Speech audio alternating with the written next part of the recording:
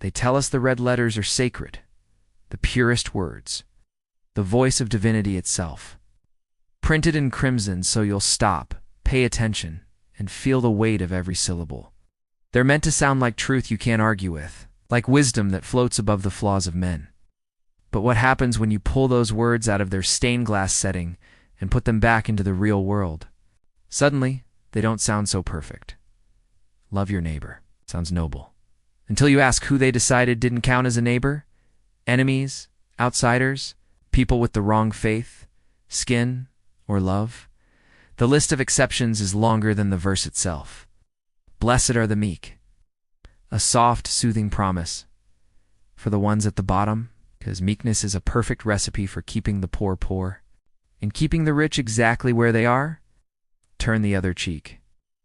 Advice that works beautifully.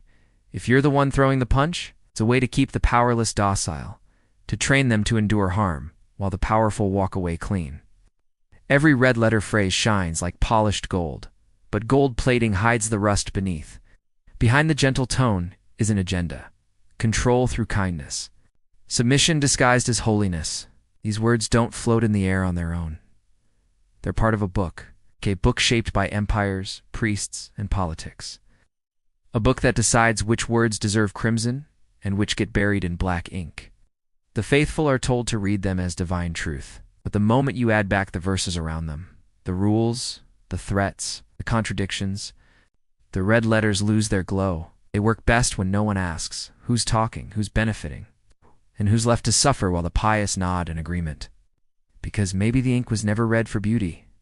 Maybe it was read to distract you from the blood spilled to keep those words alive. And once you see the whole page, not just the highlighted lines, you realize the stain never really washes out.